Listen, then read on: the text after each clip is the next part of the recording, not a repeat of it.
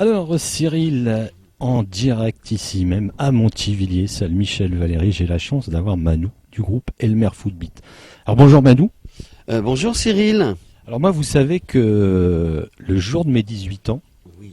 on m'a offert le fameux 30 centimètres en 33 tours d'Elmer Footbeat. Ah bah dis donc.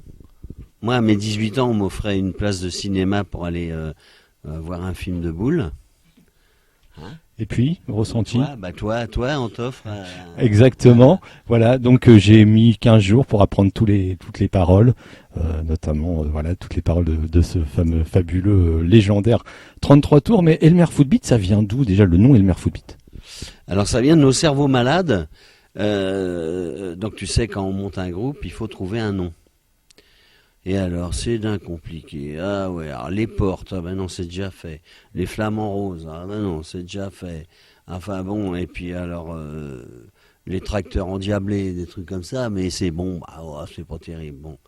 Et il y en a un qui balance, le bassiste, Alain, à l'époque, le premier bassiste du groupe, qui balance Elmer Footbeat. Mais il était déjà à peu près 2 heures du matin, on va dire, et après quelques boissons euphorisantes. Et bah, on a tous validé. On a dit, oh bah oui, tiens, parce qu'il était l'heure de rentrer, en fait, tout simplement. Et puis ben, le lendemain, on se dit, oh bah ouais, c'est pas mal. En fait, ça sonnait bien. Et surtout, il y avait un habile jeu de mots. Hein, et en fait, ça vient de Elmer Fudd, le chasseur dans Bugs Bunny, qu'on a rebaptisé, enfin qu'Alain avait rebaptisé Food. Alors volontairement ou pas, ça on n'en sait rien. Et pour que ça sonne mieux, parce que Elmer Fudd ça marche moins bien qu'Elmer Footbeat. Alors groupe nantais Oui. à la base, groupe de lycée au début. Alors oui, oui, on s'est connus au lycée, absolument. Alors pas tous les membres du groupe actuel, mais les membres fondateurs, donc Vincent Twistos. On était au lycée ensemble et on passait nos vacances également ensemble à Piriac-sur-Mer.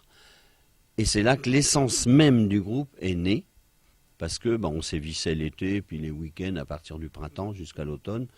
Et puis voilà, et puis j'étais le roi de la piste chez Monette. Et c'est pour ça que Twistos, hein, quand on a monté le groupe, m'a dit ce sera toi le chanteur, parce que c'est moi qui dansais le mieux chez Monette. Alors vous avez sorti après dans les années fin 80, 90, à l'époque où François Fellman sortait les valses de Vienne, il y avait tous ces trucs-là, et vous avez réussi, vous, avec vos 30 centimètres, comme on dit, le fameux Daniela a été un carton. C'était une surprise ou pas du tout? Parce que sortir comme ça, à l'époque des sons années 80, ce tube, parce que c'est vraiment un tube où tout le monde fredonnait. Moi, je me rappelle encore, il y avait mes petits voisins de 7-8 ans qui chantaient Daniela sans comprendre les paroles, Bah oui. et c'était super drôle. Bah oui. Alors nous, non, forcément, on se doutait pas de ce qui allait se passer. D'abord parce que quand on a monté le groupe, on pensait pas que ça durerait plus d'un été, parce que c'était ça le principe. Et puis quand il s'est passé plein de choses, on s'est bien rendu compte qu'il se passait quelque chose partout où on passait. On voyait bien qu'il y avait quelque chose de particulier, une grosse ambiance. Mais quand on a sorti l'album, donc un label, machin et tout, puis et il nous propose premier single, Daniela. On dit non, tu déconnes, c'est pas possible, ça passera jamais en radio. Et puis bah si. Et puis là, c'est parti, c'était la folie. Et nous, forcément, ça nous faisait rire, évidemment, nos conneries qui sont passées, diffusées, que la France entière reprend, alors qu'on s'y attendait pas du tout, mais vraiment pas du tout. C'était aussi grâce, il y avait l'événement aussi, on voyait la fin, la démolition du mur de Berlin, il y avait également la fin de dictature en Roumanie, il y avait toutes ces choses-là qui arrivaient, et je pense que des groupes comme vous, ça faisait un peu du bien aux gens au niveau de la liberté. Coluche malheureusement n'était plus là, mais voilà, on avait l'impression de revivre ces bonnes périodes. Ben, en fait, oui, je pense que le contexte historique et la société en général n'était pas le même qu'aujourd'hui. Et donc, il y avait un espace de liberté quand même à l'époque, plus qu'aujourd'hui, je dirais. On sortirait aujourd'hui, on ne serait pas connu aujourd'hui avec notre Daniela. Là, c'est pas la peine, on passerait nulle part. Hein. Les féministes, etc., les Ah ouais, et procès, oh puis, et là là. puis, puis là, pas que les féministes, hein, tout le monde. parce que les féministes c'est plutôt bien, mais c'est que tout doit être aseptisé, propre, bien pensé, parce qu'il y a toujours quelqu'un qui va porter plainte d'une façon ou d'une autre, qui que ce soit. Hein. Et donc du coup, on ne prendrait plus aucun risque avec nos conneries. Et à l'époque, c'était vraiment, tout était possible encore. Aujourd'hui, c'est fini. Alors, dans les 30 centimètres, est-ce que les gens que vous avez connus, est-ce que Daniela a vraiment existé? Est-ce que la grosse Jocelyne a vraiment existé? Alors, sur l'album 30 cm, il n'y a que Brigitte qui a réellement existé, puisqu'on avait écrit cette chanson pour l'anniversaire d'une copine, voilà, qui fêtait ses 30 ans.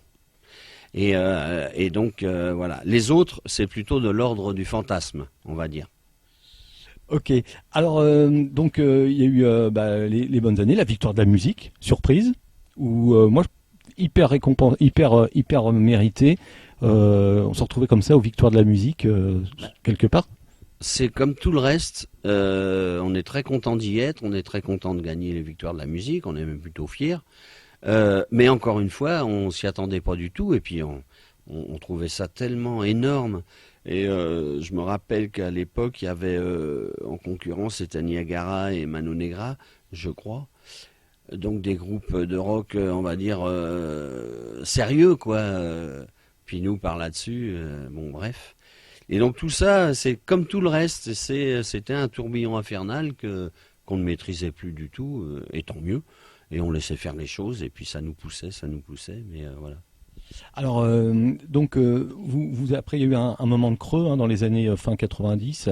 Vous avez décidé de reprendre en 2001. Pourquoi ce moment de creux et pourquoi avoir décidé de revenir parce que Elmer Footbeat, c'est vrai que au niveau du studio, c'est magnifique, mais c'est surtout un groupe, pour moi, qui est aussi un groupe à voir sur scène. Ouais. C'est un vrai spectacle. Alors, en fait, au départ, la pause était une pause. Parce qu'on était quand même un peu fatigué physiquement, nerveusement, parce qu'on était tout le temps sur la route. Et puis ce fameux tourbillon infernal qui faisait qu'à un moment on était là, oh bijou, oh. On va faire une petite pause. Puis cette pause s'est éternisée et a fini par être une séparation en bonne et due forme.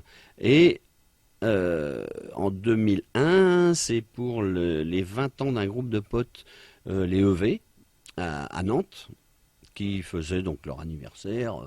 Donc ils faisaient 2 concerts dans une salle mythique à Nantes. Puis bon, il y avait des reformations, des copains, tout un tas de copains. Puis nous on s'est reformés pour l'occasion, sans Quelu, parce que lui il ne souhaitait pas revenir. Et c'est là que le grand Lolo a remplacé Quelu. Et cette reformation nous a un petit peu piqué. On s'est dit tiens, et surtout ce qui était très drôle, c'est qu'on avait l'impression qu'on s'était arrêté 15 jours avant, quoi. Alors que ça faisait plusieurs années. Et donc on n'avait rien perdu, tout pareil. Puis petit à petit, il y a d'autres gens qui nous ont contactés, et ainsi de suite, pour qu'en 2009, on va dire, on dit allez, on y retourne pour de bon. Donc quelqu'un nous cherchait des dates, puis après on s'est mis à refaire des nouvelles chansons et des nouveaux disques, etc. Et en fait, effectivement, c'était la scène en fait qui nous manquait le plus. Et donc, une fois qu'on avait retouché à ça, on s'est dit, on peut pas, faut qu'on y retourne. Alors, comment vous avez un peu bâti votre personnage? On se rappelle la casquette un peu de cycliste, la visière, le slip kangourou. Comment vous-même vous l'avez créé votre personnage ou c'est venu tout naturellement? C'est venu un peu naturellement, tout bêtement. En fait, au départ, le concept du groupe, c'était on jouait en caleçon. On devait jouer que l'été dans les bars aux alentours de Piriac, donc la presqu'île de Guérande. Et voilà, puis petit à petit, moi en tout cas, je me suis dit, il faut que je trouve un personnage pour me démarquer. Et donc j'ai voulu faire ce qu'on voyait parfois, le touriste qui va à la pêche avec son épuisette et qui met quand même des chaussettes dans ses chaussures, les plastiques qu'on appelle ça, pour aller sur les rochers, et puis le Marcel bien sûr, le short, et au départ je voulais un Bob Ricard, que je n'ai pas trouvé.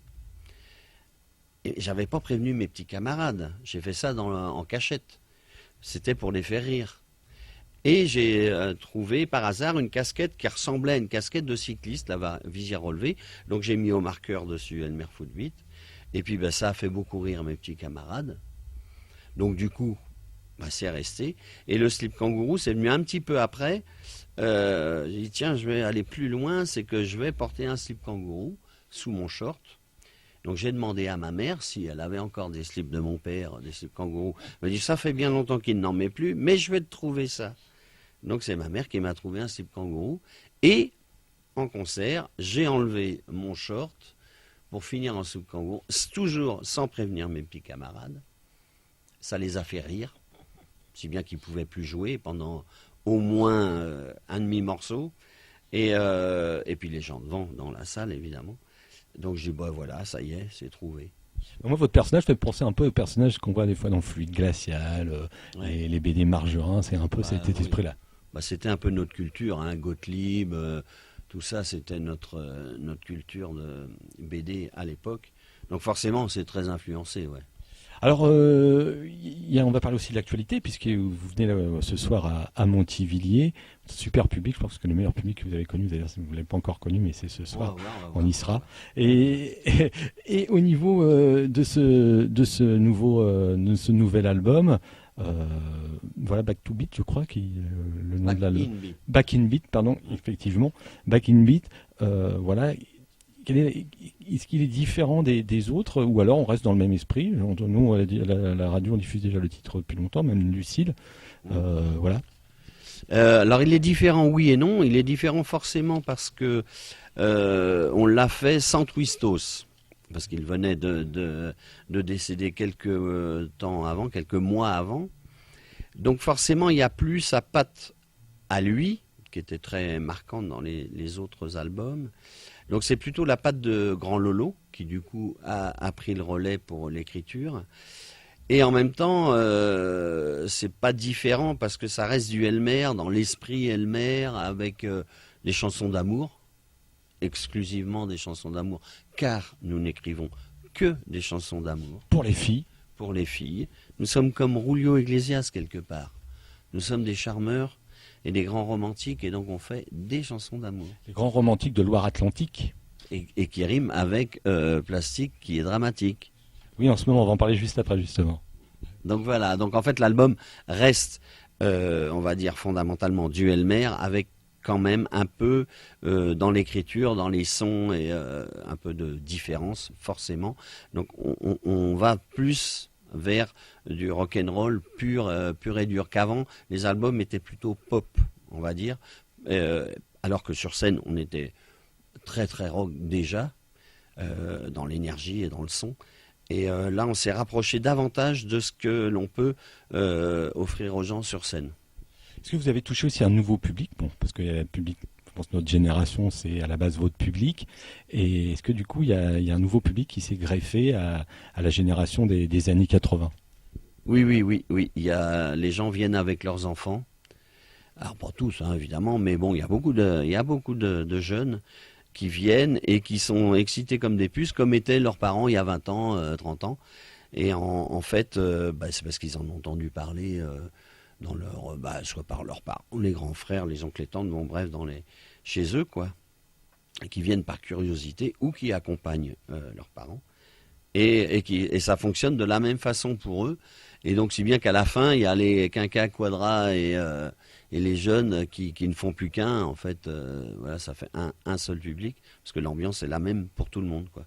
Vous savez, moi que mes enfants, il y a quelques années, je leur passais déjà du Elmer Footbeat, on rigolait parce que les enfants, ils répétaient pas les paroles, mais il fredonnait la grosse Jocelyne. À l'époque, c'était donc ça nous fait toujours rire. Et voilà, c'était la petite anecdote personnelle. Voilà, très bien. C'est très intéressant ce que tu dis. Voilà. Donc au niveau donc de ce plastique, c'est dramatique. Parlez-nous de ce concept. Alors je me rappelle qu'à l'époque du plastique, c'est fantastique. Je crois que elle avait été utilisée par le ministère de la Santé. Oui. C'est ça? Oui. Et maintenant, c'est là, ça va être le ministère de l'Agriculture ou de la Pêche. D'accord.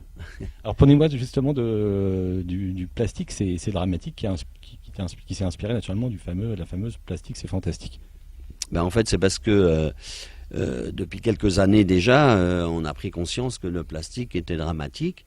Et nous, on a fait un slogan sans le faire exprès encore une fois, mais qui restait parce que tout le monde disait le plastique c'est fantastique, le plastique c'est fantastique. Or, il n'est pas si fantastique que ça. Et celui dont on parle, lui, il est toujours fantastique, bien sûr, parce que il faut toujours se protéger pour les rapports sexuels.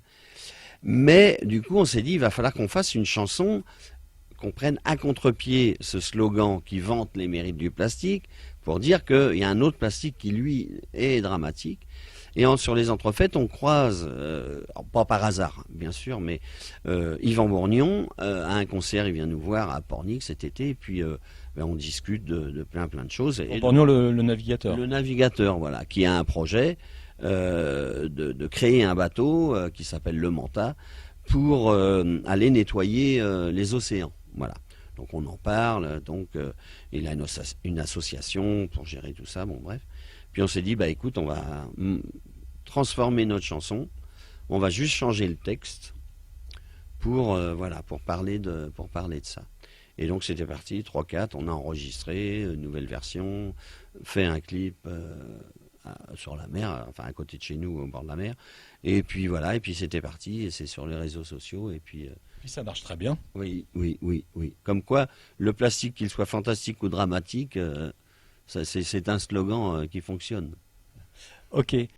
Alors, au niveau donc de ce concert, ce soir il y aura des nouveaux titres.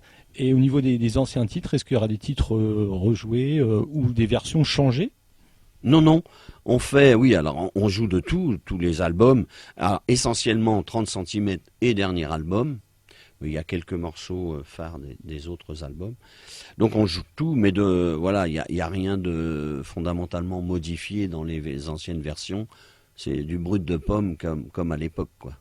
Ok, bah Manu, on te souhaite un bon concert pour ce soir, oui. Et puis à la prochaine, bah oui, puis encore merci pour mes 18 ans. Alors, ça va rater mon cadeau. Moi, rater mon cadeau de mes 18 ans. Tu fais un petit peu plus quand même, mais bon anniversaire. Bah merci. Salut. Salut.